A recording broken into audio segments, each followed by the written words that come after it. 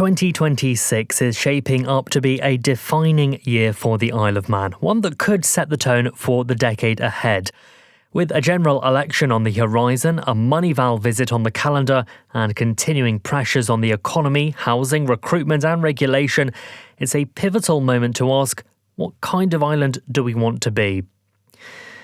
Across the business community, there's a clear sense of concern, a lack of optimism in the economy and a lack of confidence in government's ability to manage public finances. But there's also a recognition that moments like this can spark real change.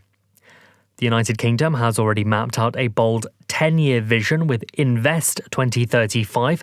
So where's our equivalent? What should the Isle of Man's long-term plan look like if we're going to stay competitive, resilient and relevant on the global stage? That's the conversation that took centre stage at the recent IoD Autumn event, an evening designed not only to talk about politics and policy, but to think seriously about the island's future, how we attract investment, how we innovate, and how we define the next chapter of our story. In this episode, I'm joined by Alistair Ramsay, who was at the event with me. Together, we're unpacking the key talking points, the themes that resonated the most, and the big questions that will shape the Isle of Man beyond 2026. What struck me was, well, for a start, they managed to get a very prestigious after-dinner speaker in Lord Finkelstein, and I thought that was quite a coup for them, and he was very interesting. What struck me was that it was a relatively kind of muted tone in terms of their criticism of government, given that only about a week before they'd issued quite a strongly worded statement resulting from a survey of their members, criticising government policies, the lack of engagement, also calling for a more national basis for elections and even reform of local authorities. But the tone of the evening was a lot more kind of forward-looking and positive. And also there were a number of members of Tynwald in the congregation, so to speak. So do you think that's a reason why perhaps they were a bit muted? Because like you said, that survey was released. I've just got it open in front of me. I'll quickly just read the first excerpt. The Isle of Man branch of the Institute of Directors has released the results of its third Policy Voice survey, revealing widespread concerns among senior business leaders about the government's financial management, regulatory approach and engagement with industry. Now, that doesn't sound like you're happy. No, indeed not. And the theme of the evening was kind of securing the island's economic future over the next 10 years or so, 15 years, I guess. But I suppose that kind of event, you wouldn't just sit there slagging government off. And I suppose when you've got ministers in the audience, it's kind of impolite. But I don't think that kind of event would normally be very kind of negative and critical. But there were some themes that came out that were kind of implied criticism about the lack of a kind of national and international brand and vision for the island. We seem to have lost sight of that. And also an economic policy based on growing the numbers of population as a priority, rather than getting the business in and the population following. If we just look back at the kind of pessimism around politics and things like that, that was something which Lord Finkelstein touched on. He said that Britain's also very pessimistic. They're going through a phase of what he described as depression politics. And of course, whether we like it or not, I think our kind of political debate and our mood absorbs a lot of what we get through the UK media. And you can also see that creeping in terms of immigration and so on. So, yeah, I guess if there's... And that's the negativity and, dare I say, cynicism about politics does come across the Irish Sea to us here. But I think we've probably always been fairly sceptical, to put it mildly, about politicians. There was something which he also spoke about, which I imagine would be quite a drastic would have quite a major impact on the island if that was to happen, which was, we know that Rachel Reeves is going to be unveiling her autumn budget soon, and there is prediction of tax rises. He even said they may have to revisit the VAT arrangement. Obviously, we have a reciprocal agreement there, so whatever applies in the UK applies here. Yeah, so if they put VAT up, that would be bad news for Isle of Man consumers and good news for the Isle of Man government because we get a slice of the revenue. But the other thing that appears to be happening is an uptick in interest from UK residents who want to move here. And that's been reported, I think, by estate agents and advocates and so on.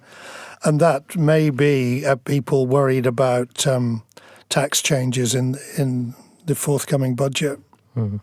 He was speaking about biotech. There was a lot of discussion about artificial intelligence, but he was quite insistent that it's not just AI, it's biotech, quantum computing, and artificial intelligence.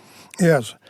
And I can honestly say that I know virtually nothing about any of those subjects because I'm too old.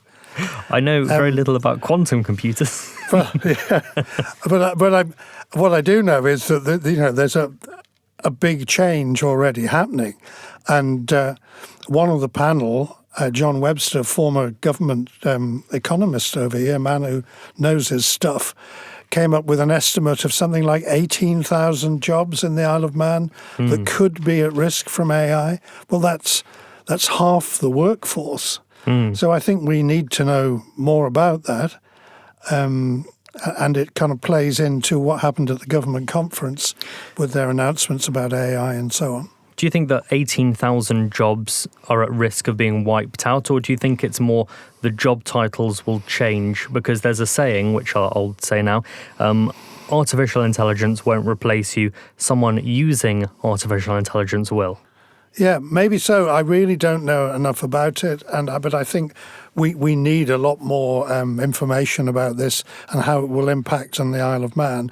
And I think it's all very well government announcing an office of AI. I think they need to look very broadly at the implications for the whole of the Isle of Man, not just as at business opportunities. It's across the economy, across society.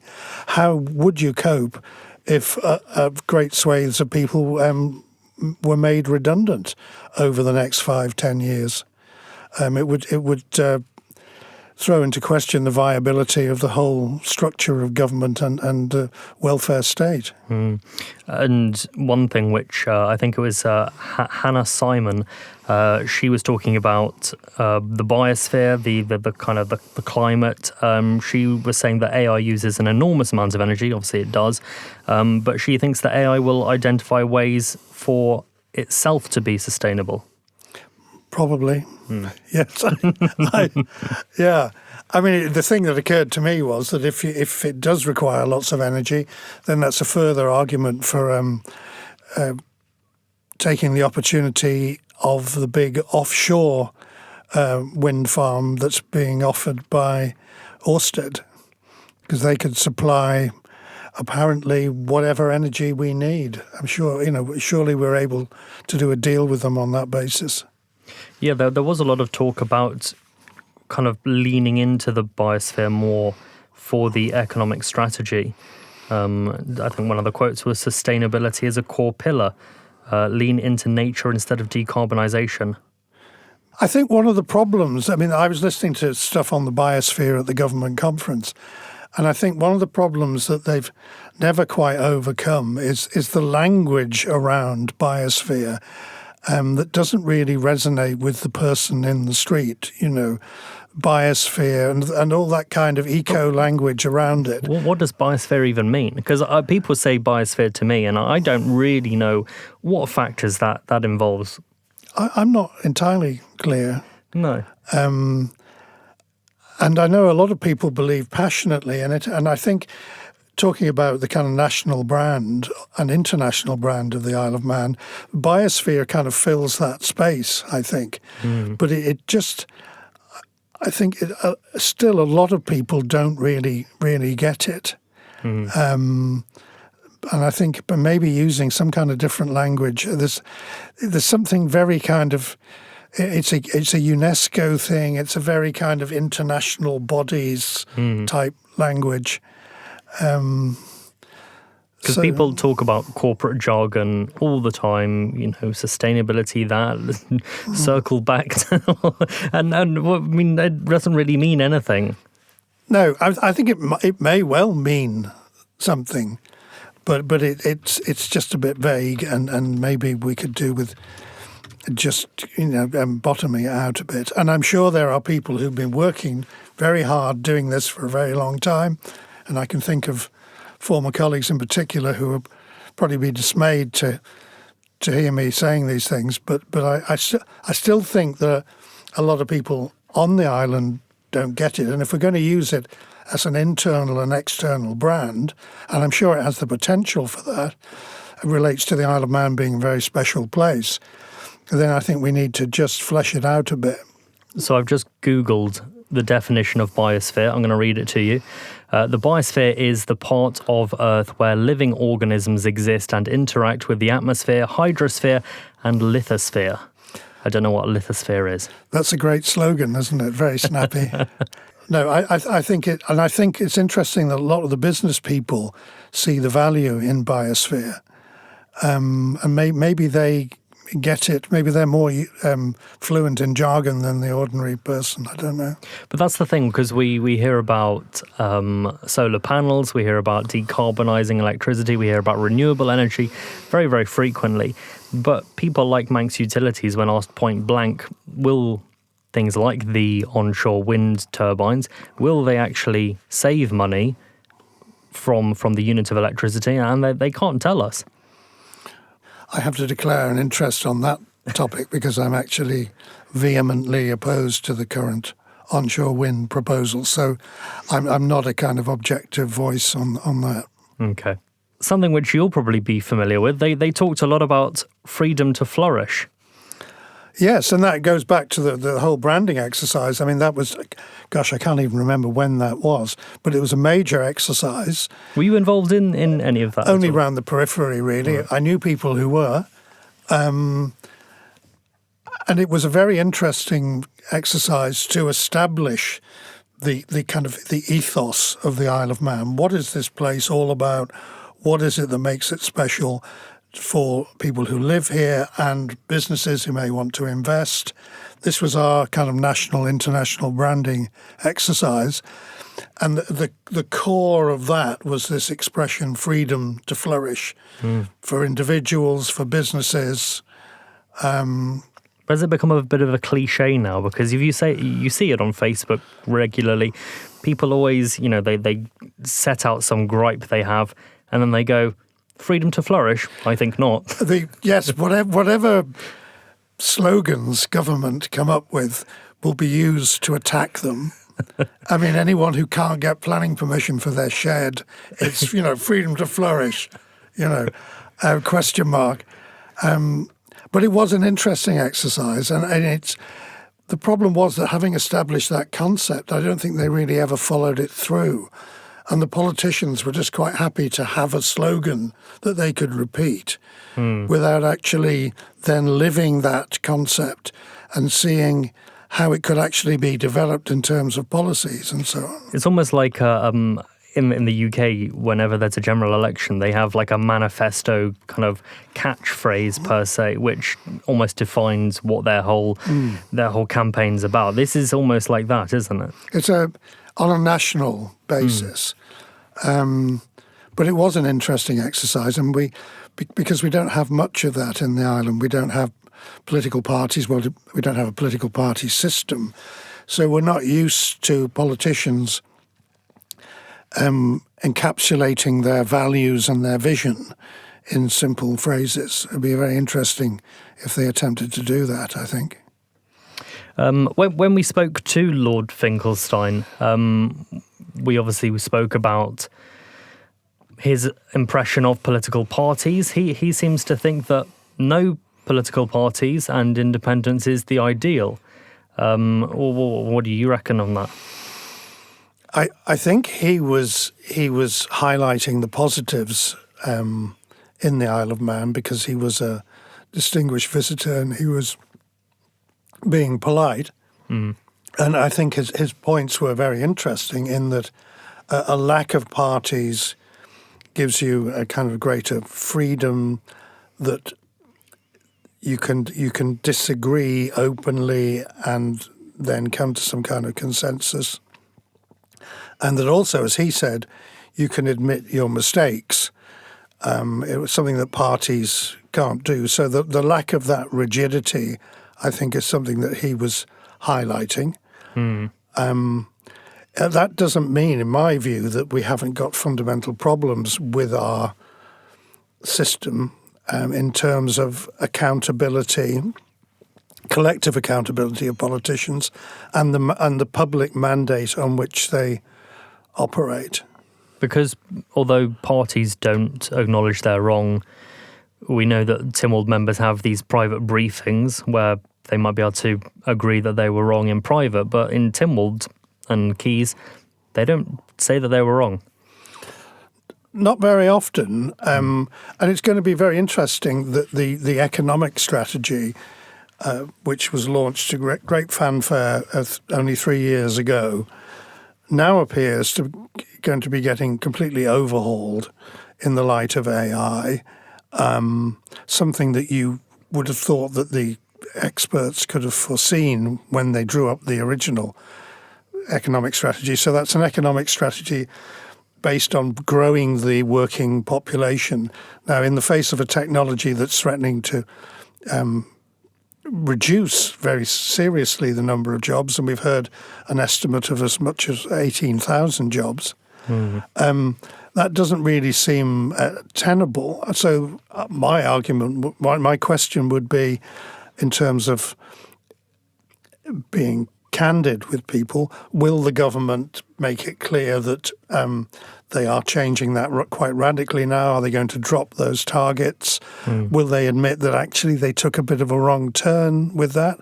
Will members bring this up? Because, of course, all but 2, as I recall, of the Tynwald membership voted wholeheartedly for that economic strategy. Do you think that the government is putting all of its eggs into the AI basket? I mean, if it's changed up this 15-year strategy, which it seemed very, very pleased with when it announced it, and like you say, 3 years down the line, it's suddenly being overhauled. But AI is constantly evolving. What AI is now will be completely different in a year's time. Yeah, but I think that they're right to focus on it. And I mean, I know work has been going on in the Department for Enterprise, but I think it needs to be a national focus and not just looking at, business opportunities and the economy, but right across society and in terms of the implications for public services and so on. So I think that they're right to do that, but I guess they will recognise also that this is evolving and it's a movable feast. And I guess we're moving into completely unknown territory, and it's pretty scary, especially for old chaps like myself. Do you think the Chief Minister's scared by all of it? The fact that he is, I mean, this is unprecedented, politically, economically, we don't really know what AI is going to be doing and the extent to which it might damage the economy, to the extent that it might actually grow the economy. Yeah, I mean, there could be opportunities. We've always prided ourselves on being an agile jurisdiction, although it doesn't always look like that. But so that we can, because we're kind of small and fleet of foot, we can, take niche opportunities. So that there could well be some opportunities for people to make quite a lot of money. Whether there are opportunities to keep everybody in employment, another matter. And it will be interesting to see how this feeds into the general election debate over the next 12 months. I guess you'll get candidates starting to say things like that AI is important. Whether they'll say much more than that, it remains to be seen. I mean, I spoke to Laurie Hooper about the government's announcement of a national AI office. Obviously, that was one of the key announcements in the government conference, less so about the IoD. But he was very much of the opinion that we've seen talk of an AI strategy, a national AI strategy coming from the Department for Enterprise. I think it was the Digital Department. And he seems to be under the perception that has suddenly gone away and it's now been replaced by this National Office for AI, which perhaps is that just, it sounds better on paper? Yeah, I mean, I think the government conference, the annual government conference, which was an innovation of this administration, is a good idea, and I think it does help focus people on the agenda, and it's good for informing people who want to turn up. The problem with it is that the Tynwald members feel kind of left out of the loop, and there are announcements there that seem to take them on the hop. And that you then get the subsequent Tynwald questions, and maybe there's a temptation when you're doing a conference speech that you need to have some news to announce. The question then is, how well thought through has it been? Is an AI office the most appropriate way of dealing with this evolving phenomena? I don't know. It's interesting that there were some quite key announcements being made, and in the UK, obviously the Speaker of the House of Commons, you often see him telling off whichever party's in government for announcing things to the media before bringing it to the Commons. And what we saw at the government conference, I know that it's not in law per se, but it's kind of political etiquette, isn't it, to tell your political representatives of quite major announcements first. Yeah, and I mean, years ago they wouldn't have got away with it. I mean, there was protocols going back 20, 30 years where Tynwald motions, upcoming Tynwald motions or questions, could not be discussed by politicians in the media at all before the actual debate, which was really quite silly. But members do have a right, they think, and they may well be right, to hear about things first. And there were some significant announcements, and the government's now going to face a raft of questions about where did this come from, how much is it going to cost. I think last year they may have tried to brief members first about what was coming up. I'm not sure if that happened this year. Thank you for making it to the end of the Manx Radio newscast. You are obviously someone with exquisite taste. May I politely suggest you might want to subscribe to this and a wide range of Manx Radio podcasts at your favourite podcast provider, so our best bits will magically appear on your smartphone. Thank you.